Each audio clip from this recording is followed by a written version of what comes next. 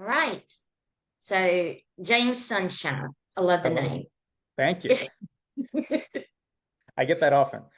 I really, I Yeah. bet.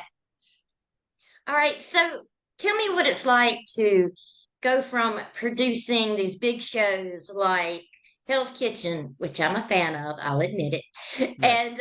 and Big Brother to making your directorial debut. I mean, I really love working in the reality TV space. You know, there's a lot of people who are out in LA kind of chasing the dream, and their day job to pay their bills is working in service industry or retail or whatever. And my day job, while I chase the dream, is producing some of the biggest, coolest reality TV shows on TV. So like I feel very fortunate in that. And it's adjacent to what I want to do, you know. The cool thing is that my job title in the reality TV field is actually technically called story producer, you Okay. know, and I've been story producing in reality TV since 2012, so a long time now. And really, what a story producer does is they take the mess and the chaos of reality TV, because it's real, for the most part. And how does it turn into something comprehensive and clear on TV with an A story, B story, C story? It's, well, somebody's in there on set and in post production, trying to figure out what the narratives are, trying to make sure it's clear and cohesive and all those things. And that's what I've been doing for, 13 years now. Um, and that has really helped sharpen my instincts and my skills as a storyteller. So going from the reality TV space, story producing in there, to writing and directing features has actually felt like a very natural fit and felt like it's something that I have been working towards for a long time, if that makes sense.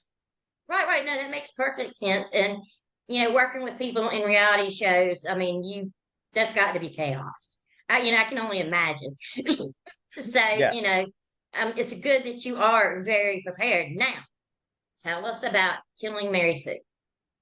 Yeah. So Killing Mary Sue is a new feature film coming out. Um, It's an action comedy with Dermot Mulroney, Sierra McCormick, Jason Mewes, Sean Patrick Flanery, Jake Busey, French Stewart, Kim Whitley.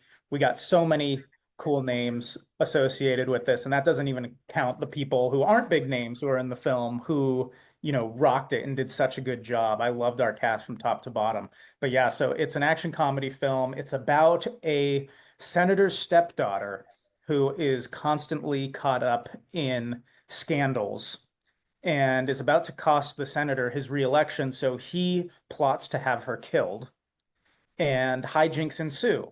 And her name, Mary Sue, is a play on the trope of Mary Sue's. The usual young woman in a film or a story that is kind of just good at everything for no reason. So that's part of the fun of it, is that he's trying to take her out, and just no matter what he does, nothing works. And I realized that Mary Sue, the character of a Mary Sue, had never been written intentionally before. It's always used as a criticism. People will watch a film, see a TV show, and go, "Oh, that character, she's such a Mary Sue." I was like, "How come nobody's written that on purpose?" And what kind of fun could be had with that? So that's kind of where the inspiration for the idea came from. Right. And Mary Sue, I've seen the movie. I enjoyed it thoroughly. Great, She's a thank you. badass.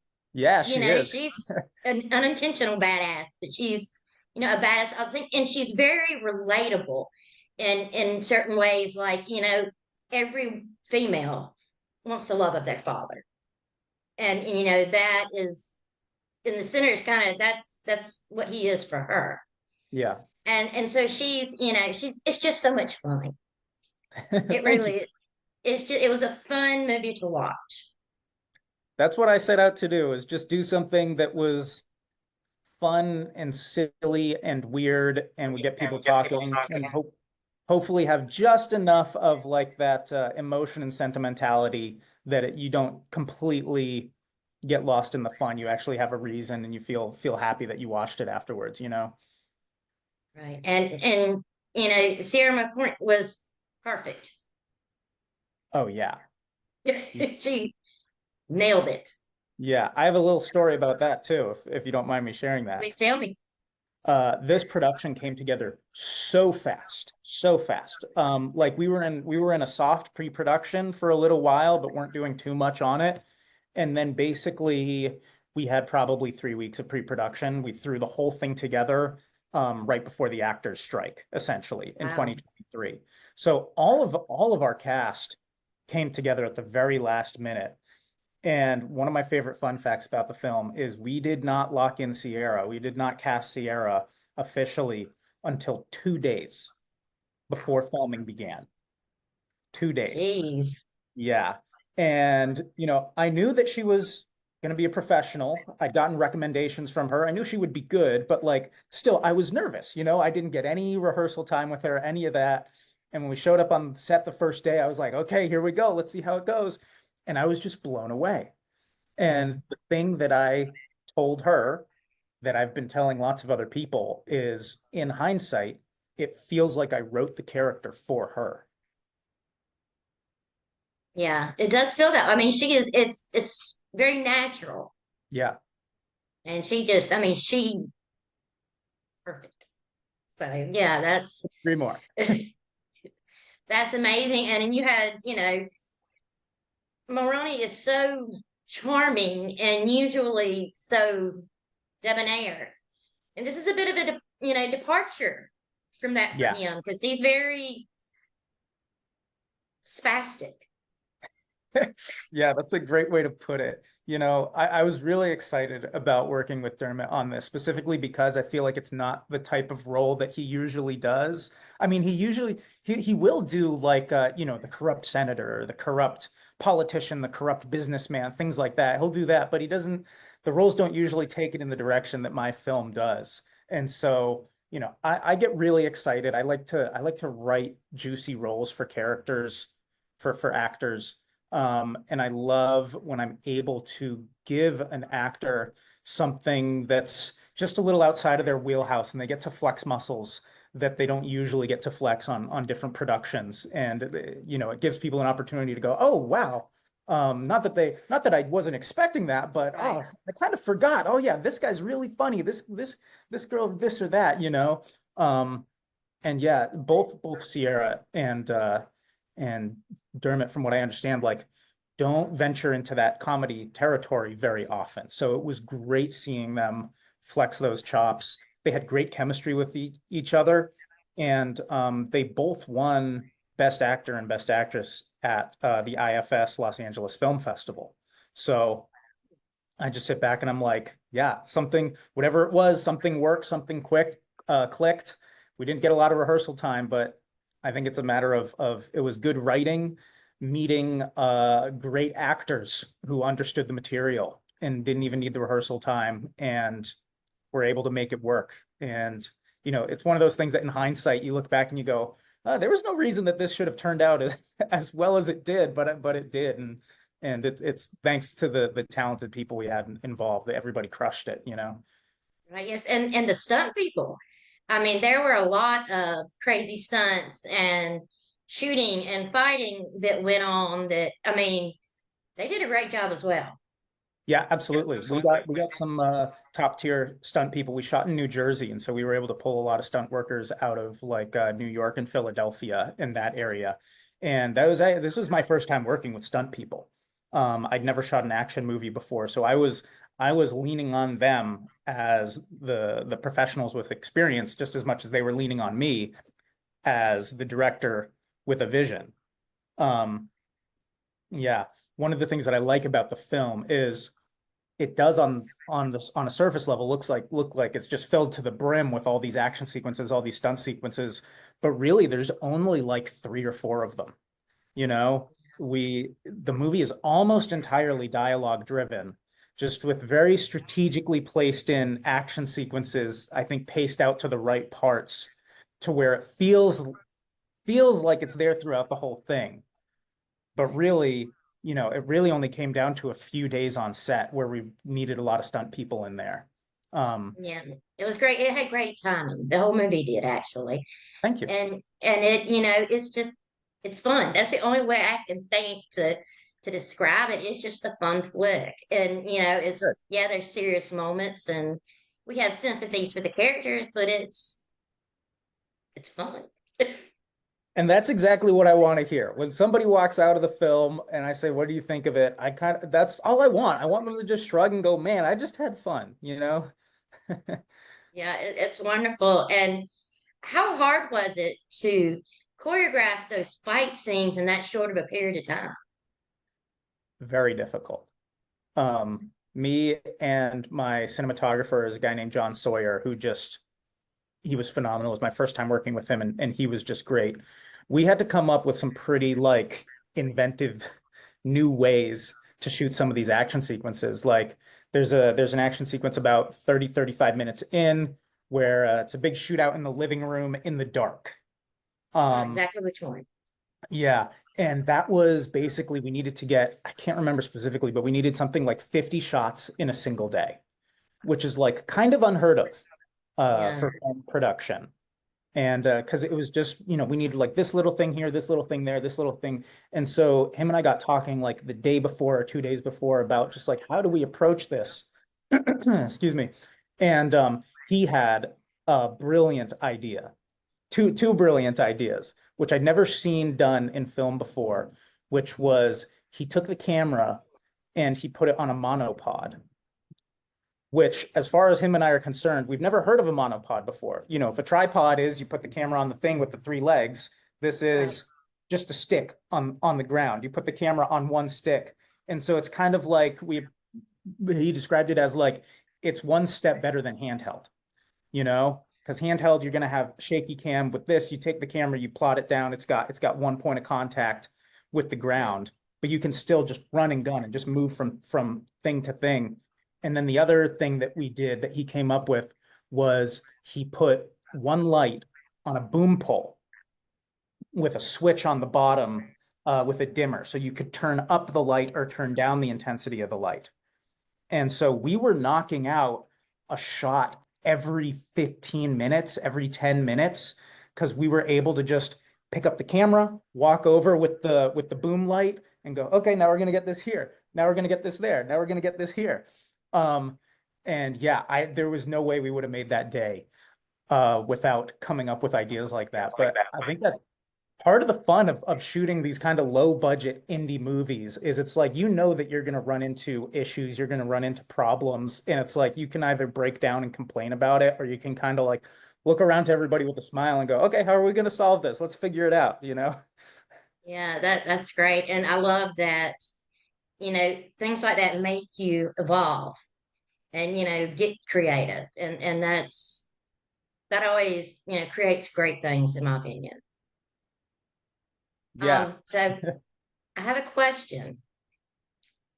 that's why I'm Will there here. be a sequel? I would love to do a sequel, honestly. I've got some ideas for a sequel. It's hard to say right now though, because the world of feature films is very new to me, unlike shorts and stuff like that, and the thing about features is money's got to talk. So uh feature a sequel will only really be in the cards depending on the success of this one. So, fingers crossed, the film gets out there, it makes some money, people start talking about it, generates some buzz, and people go, well, where does this go from here? Because I do have some ideas, but I don't want to speculate before it's too soon. I feel like that could jinx it. Well, I'm just curious because that was my first thought when the credits rolled. I'm like, well, there's so many possibilities of what could go on next. And, it's just such a fun film and I think it warrants a sequel. So Thank I you. just put my 2 cents in. Yeah, we do sequel bait at the end there, just a little bit, where the very last moment kind of hints at, okay, here we go again. Um, so yeah, you probably have some ideas where things would be going for a sequel, but I don't want to, like I said, I don't want to talk about it too much. I gotcha. I Yeah. understand completely. So tell us about special delivery. Oh, special delivery. Okay. Yeah, that was a reality TV pilot that me and some people put together about a year and a half ago. It was a fun project. We developed it. We had a lot of fun shooting it. Didn't have quite as much success trying to get it off the ground, selling it places, but you know, there's never close any door, so who knows what'll happen with that. Gotcha. Yeah. Had to sneak you up on that one. All Yeah. right. So, have you already found your next project? Um, I've got a few ideas going for my next project. I mean, obviously I work full time in the reality TV space, so which I love doing. So there's juggling that world and this new world that I'm trying to break into. But yeah, I've got some new scripts cooking up. One is a horror comedy with a killer clown, very much in the style of Killing Mary Sue, kind of darkly funny, fun, kind of weird, kind of edgy.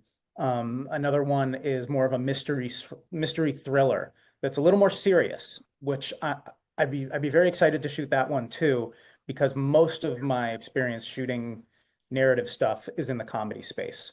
And so you know, just like I'd never done an action movie before this one.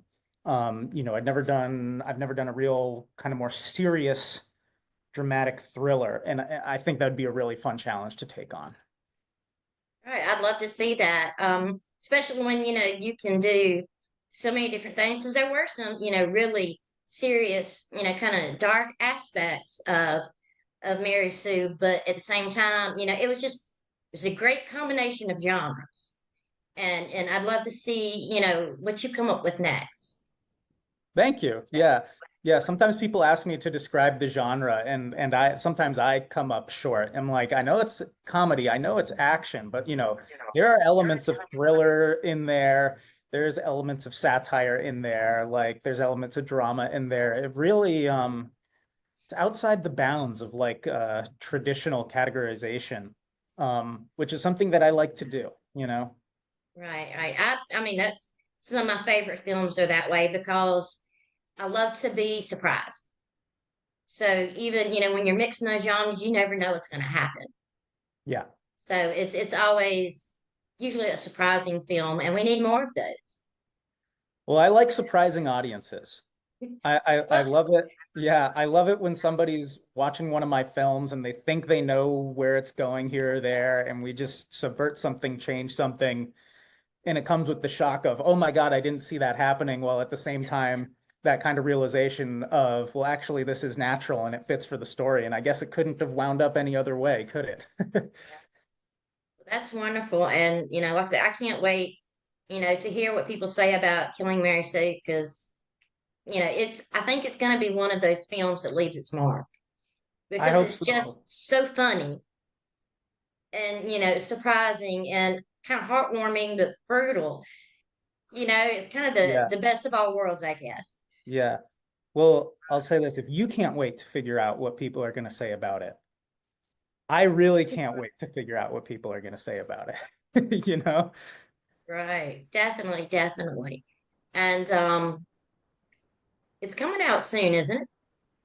Yep, it'll be next month. I don't know if we've announced the specific date yet, so I'm gonna hold off on that for now. But the trailer's gonna be dropping soon. Yeah, we're gonna have a lot of information dropping soon. I don't know what exactly I'm allowed to announce publicly yet, but it's all coming soon. Yeah. That's very understandable and I get it. I know how it goes. But I really appreciate you taking the time to talk with me and I really, really liked Killing Mary Sue and I think a lot of people are gonna like it too. Well, thank you. Yeah, I really appreciate you having me on for the interview. It was a lot of fun. And yeah, Oh, I'm glad to hear that it connected with you, and I hope a lot more people have the same experience. all right. I'm sure they will. And, like I said, if you decide to talk about a sequel, let me know. Yeah, definitely. I'd like to hear about it. So, Absolutely. all right. Well, you have a great weekend and thank you so much. Yes, thank you so much for having me. You have a great weekend too.